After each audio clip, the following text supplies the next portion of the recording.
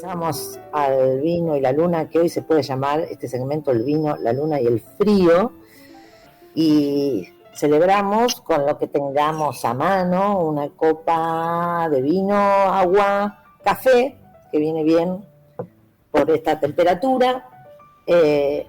Celebramos la amistad, el encuentro, la libertad, nuestra industria nacional, nuestro trabajo, nuestra salud y el arte, siempre el arte.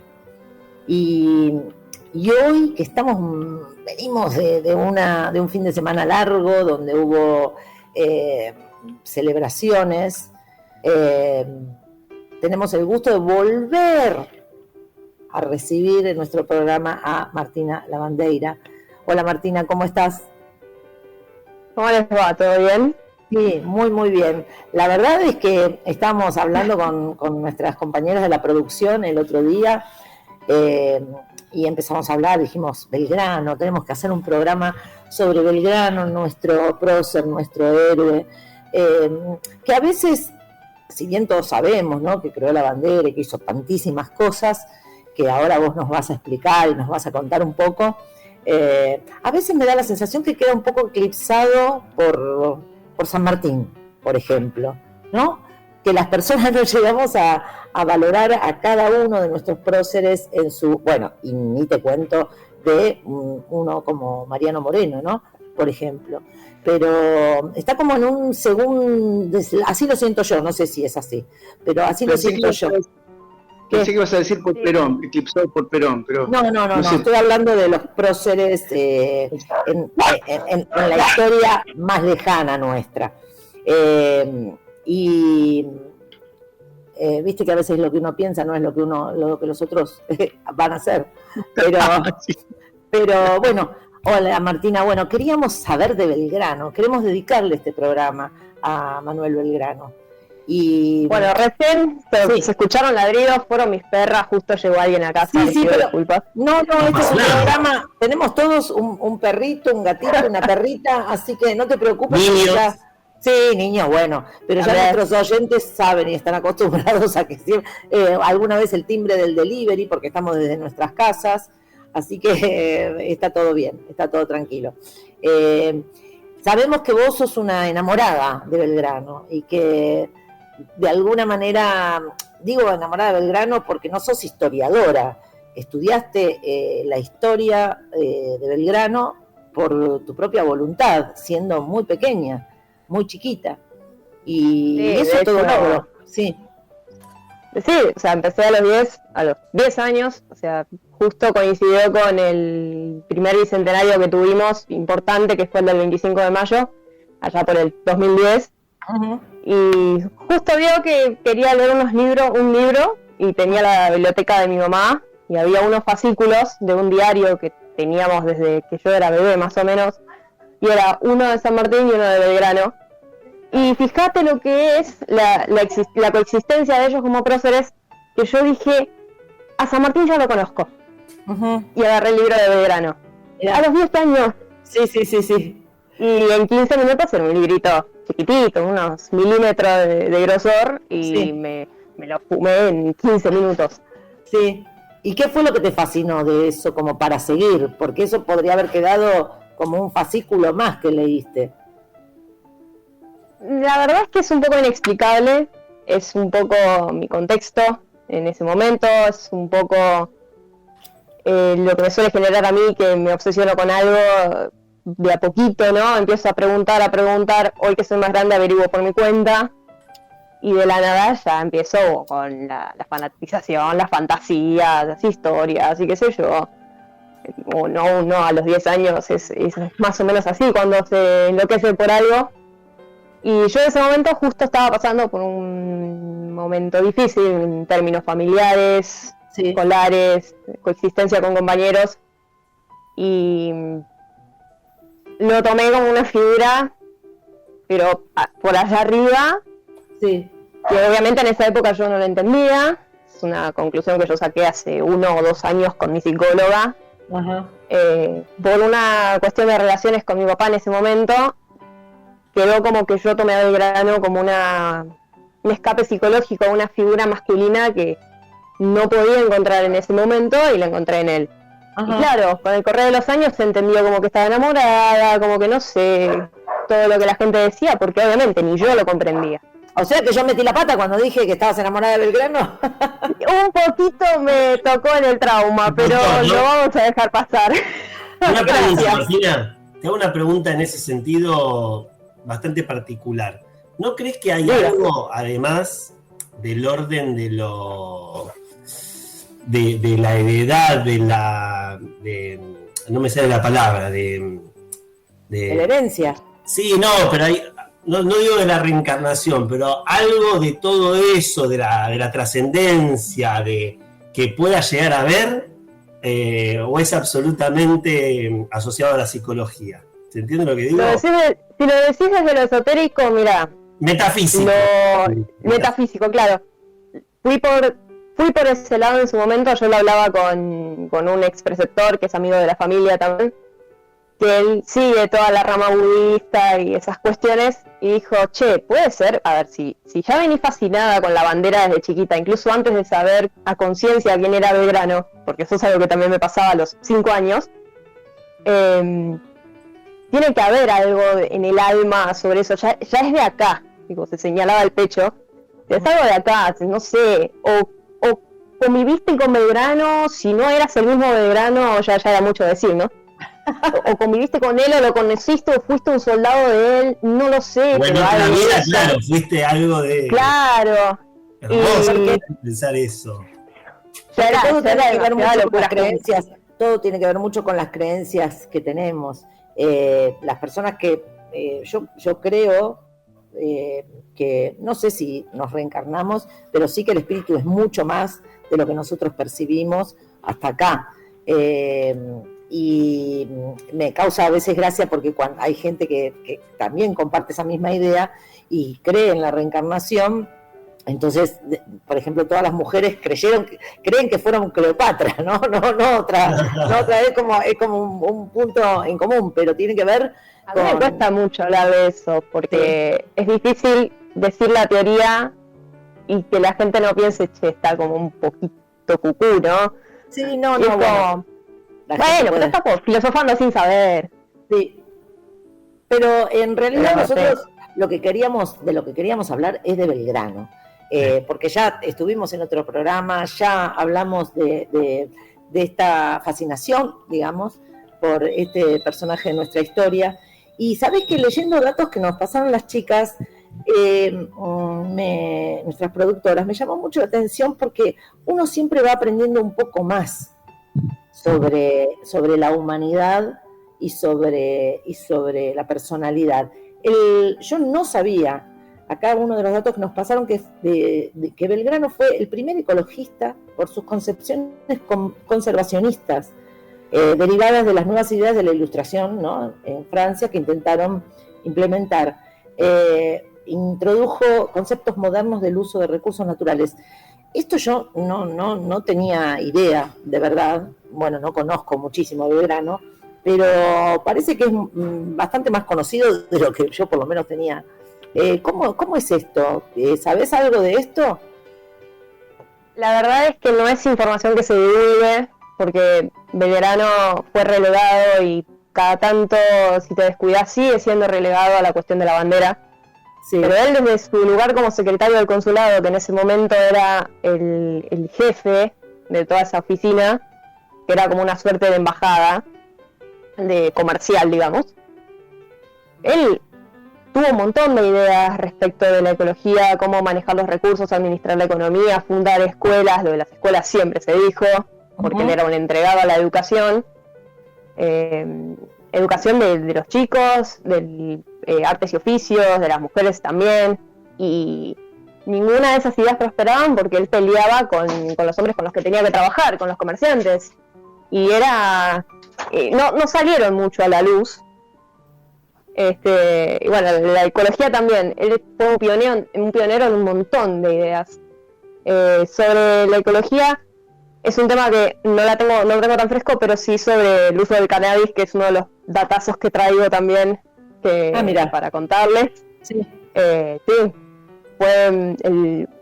también ideó, fue pionero en la administración del cáñamo, el cannabis, como recurso económico y como medicina. Él, con todas las enfermedades que tenía, siempre estaba buscando, experimentando con plantas, yuyos, él y su médico, porque lo que usaba, lo que tenía para tratarse no alcanzaba. Entonces, entre esas cosas se encontró el cáñamo. Decía, che, qué bueno. Y quedó tan impactado que escribió un manual sobre cómo cultivar el cannabis, cómo tratar la semilla, cómo cuidar de la planta para que funcione como un recurso. En esa época no se pensaba sobre prohibirlo porque no sé, las drogas en esa época, el opio, o sea, era como todo muy libre todavía, no había idea de prohibir algo de eso o el uso de esas sustancias. Sí, me llama el uso del cannabis como sustancia. Me llama mucho la atención que muchas de sus ideas son las que ahora estamos desarrollando y que no lo tenemos reconocido como, yo no sé ustedes, pero no lo tenemos reconocidos. Otra cosa que nos cuentan nuestras productoras era que, según los biógrafos e historiadores, era llamativa su obsesión con la igualdad entre hombres y mujeres. Y la verdad es que, a la luz de la historia que hemos vivido y del momento actual que estamos viviendo, pensar en este hombre con ese poder que seguramente tenía, con esa situación que tenía, haciéndose paso entre otro tipo de conceptos ya establecidos, la verdad que me llama mucho la atención. Me parece que nos quedamos cortos en estudiar a Belgrano y a todas las cosas, ¿no? La cuestión de género e igualdad, eso de hecho lo saqué a la luz en mis historias ayer, porque hubo un historiador que dijo Belgrano fue el primero en hablar de igualdad, de género e igualdad. Hay que tomarlo con pinzas. La sociedad es algo que evoluciona a lo largo de los siglos y claramente los conceptos de igualdad de género e igualdad en general no son los mismos que los de ahora. Eran mucho más limitados porque los contextos, los pensamientos eran otros, y también estamos hablando de Belgrano como una persona de alta sociedad, hombre blanco, que tenía su contexto, tenía sus limitaciones en tanto a ideología, porque no existía ni las redes sociales, ni la deconstrucción, ni los hilos de Twitter, nada. Lo que era el concepto de igualdad de género en la época era que la mujer se educara, pero que básicamente no se quedara, y estoy hablando de mujeres ricas que tenían la vida solucionada, también blancas, que no se quedaran solamente a vivir de mujeres casadas teniendo hijos. Para él la educación de la mujer era enseñarle cosas básicas, coser, leer, que aprenda de literatura, que aprenda idiomas, de música, cosas que hacían mujeres de muchísima plata. Remedios de Escalada, sin ir más lejos, aprendía piano y francés cuando era chica. Que sean mujeres formadas en algo, que no sean ociosas, como decía él, y quería fundar una escuela de mujeres. No era Sarmiento el primero en educar mujeres, pero ese era el término de igualdad de género, no lo que nosotros entendemos que una mujer podía hablar de política y hacerse política. Sí, bueno, a la que se lo perdonaban era mariquita. Claro, pero para la época, quizás entiendo que para la época incluso con su pertenencia cultural, política y social, era también una avanzada, porque los mismos pares no lo hacían. Entonces, por ahí en eso él fue un pionero. A mí lo que, Martina, y comparto también con ustedes, la audiencia, me pasa, primero, que Belgrano también ahora quedó pegado a Martín de Güemes, que también es un gran héroe nacional, muy poco conocido, que recién hace muy poquito es un feriado de memoria, en su memoria, por lo importante que fue para la independencia de la Argentina. Y Belgrano, que pasa la inmortalidad en 1820, más de 100 años después, se decreta un feriado, más de 100 y pico años después, se decreta un feriado. Y además, que vos contabas recién lo de las escuelas, y que es famoso que él era un loco por fundar escuelas, dona la plata y muere en la pobreza. y no solamente que muere en la pobreza, sino que muere sin que las personas con poder lo ayuden. Entonces, a mí me interesa siempre la historia, no como hecho de museo, sino para pensar el presente. ¿Crees que ese final de Manuel Belgrano, ese final de grandes, de un montón de próceres, pero en el caso de Manuel Belgrano, en la pobreza, no ayudado por las personas que lo tenían que ayudar, se debió y se debe a que se enfrentó a los poderes reales, ¿no? Digo para pensar también los pequeños próceres que uno los conoce, a los pequeños, ¿cómo se llama? Los héroes cotidianos que no tienen nombre y apellido, pero que todos los días luchan por mejorarle la vida a alguien, y que después terminan mal o la pasan mal. A mí me parece que eso, en ese sentido, es muy bueno rescatar este tipo de próceres nuestros, más allá de la bandera, ¿no? Que por supuesto ya vamos a contar lo que dijeron los oyentes. Pero vos creés que por eso que termina así en la pobreza, abandonado. La verdad es que Belgrano murió en su ley, si vamos a ser realistas. Él murió como mueren muchas personas que dan su vida a ser generosas. El tipo no tenía ambiciones económicas, nunca pensó en establecerse, y no había necesidad de que él fuera una persona de mucha plata, y la plata que recibía era la plata que invertía. Porque los poderes, por ejemplo, no se encargaban de lo que tenían que encargarse. Él se quedó pobre en mayor parte porque tenía que poner la plata a alguien para mantener al ejército que no mantenían los gobiernos. Y también se murió reclamando sueldos, se murió pidiendo préstamos, y de hecho tuvo que dejar herencia para su hija Manuela, que tenía 1 año recién cuando él se murió, y tuvo que dejar algo, dejarle a la nena a alguien, pedir que la educaran en Buenos Aires, porque ella estaba en Tucumán con la madre. Es un poco, ¿no? Es algo que decidió él, de alguna manera. Yo no me voy a morir con plata porque yo no merezco la plata, yo no soy ningún héroe, yo no quiero que me homenajeen, no me gustan los homenajes, yo no me creo en nadie especial. Yo solo lucho por la patria y por mis ideales. Entonces, morirse pobre fue algo como destinado. Por los poderes, sí, se enfrentó a los poderes hasta el día de su muerte, porque nunca, él, al igual que San Martín, nunca tuvieron una buena relación con Buenos Aires. Divergían mucho en ideas con los de Buenos Aires. Entonces, puede ser que haya muerto un poco por eso pobre, pero fue más que nada porque así fue como eligió morir él. Pena que no lo hayan reconocido. Tuvo sus homenajes cuando murió, pero el día que se murió no se dio cuenta nadie, y después de sus funerales mucha gente, principalmente porteños, que se creían entitulados a creerse mejores que las personas que los liberaron, empezaron, no, que yo puedo ser mejor que Belgrano, no, porque Belgrano no pudo hacer esto, y bueno, fíjate, hace algo vos. Una pregunta, Martina, en ese sentido, ¿estás al tanto, conocés toda la historia referida al robo de los dientes? Sí, me molestó mucho cuando me enteré. Era chico. ¿Cómo es eso? ¿Cómo es eso? Mira,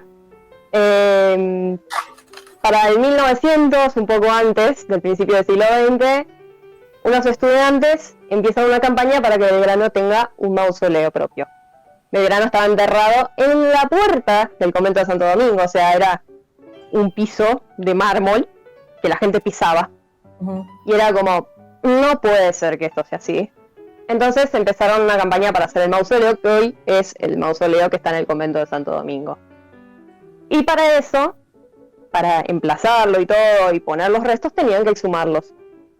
Obviamente se hizo un despliegue, todos los hombres y todos los que eran alguien, más el público, estuvieron cuando exhumaron los restos, mostraron lo que quedaba. Hay una foto de un fraile dominico sosteniendo la bandeja con lo que quedaba.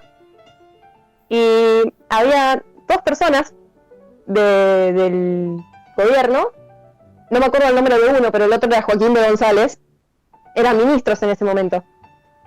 Se llevaban, me recuerdo, dientes de Belgrano, de lo que habían exhumado, porque lo querían mostrar. Y fue tanto el revuelo que tuvieron que devolverlos. Qué Y bárbaro. de hecho Belgrano iba a ser enterrado, querían enterrarlo en el Monumento a la Bandera. De hecho la cripta que está en el Monumento a la Bandera iba a ser una cripta de verdad, pero Belgrano fue el único al que le respetaron su voluntad de quedarse en el convento de Santo Domingo, afuera de la iglesia, porque es ahí donde estaba su padre, y él no se creía igual o mayor que su padre. ¿No fue el general Riccieri el otro? ¿No era el general Riccieri? No tengo ni un nombre en la cabeza como para confirmártelo, pero lo googleé y me fijo. Me tengo que sacar la duda. Martina, vos decías recién que Belgrano tuvo una hija, Manuela. ¿Quién Manuela era? Mónica. ¿Y quién era la mamá de Manuela? Dolores Olguero y Liendo, una muchacha de clase alta de Tucumán, a quien conoce para 1816 más o menos, entre 1812 y 1816. Hay muchos que inventan las fechas y no se termina de entender.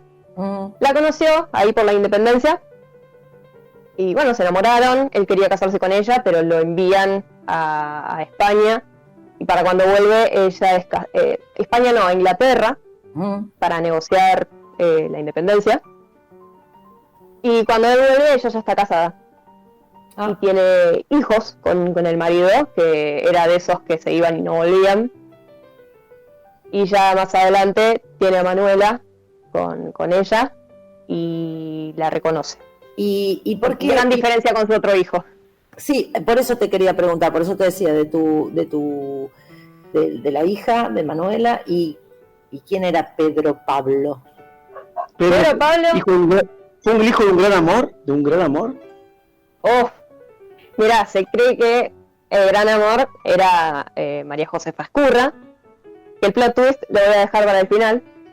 Se conocieron en Buenos Aires, ellos los dos eran porteños, ella era hija de peninsulares, y los peninsulares, la familia, no aprobaban a Belgrano, porque era hijo de un hombre desgraciado, que era Doménico, por la cuestión legal que tuvo en su momento, por negocios poco claros, que avergonzó a toda la familia. Lo desaprobaban. Y decidieron casarla con su primo, Esteban, y quedaron en una relación clandestina. Ya para cuando Belgrano se va de campaña, el marido de Josefa es exiliado por orden de la Junta. Todos aquellos que estaban del lado de España se tenían que ir y no eran criollos, y él fue enviado a España.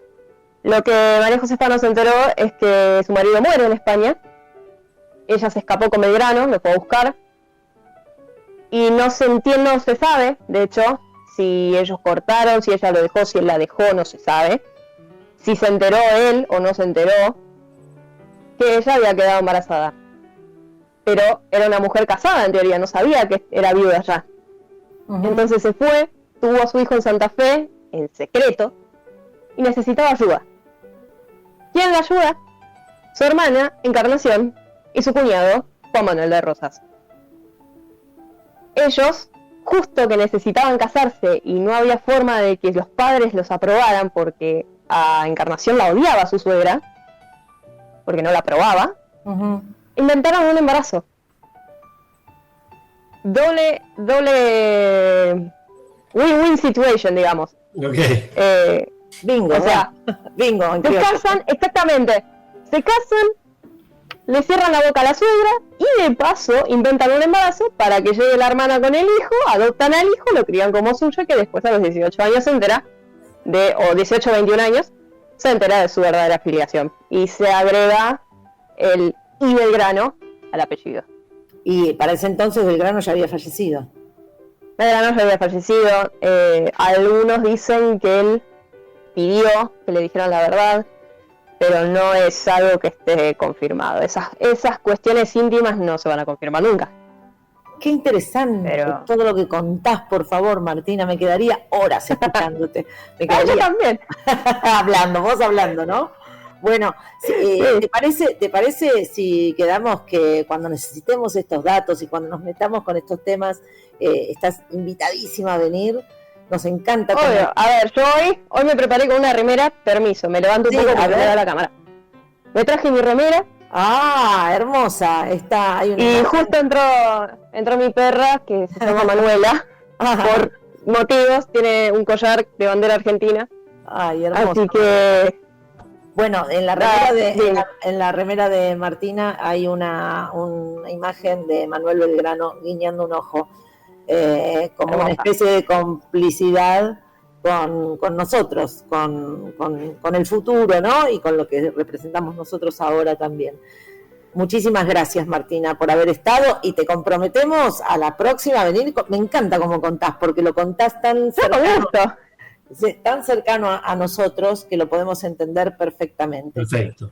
Así que muchísimas gracias por haber estado con nosotros, te queremos mucho, gracias por siempre estar dispuesta a participar en nuestro programa.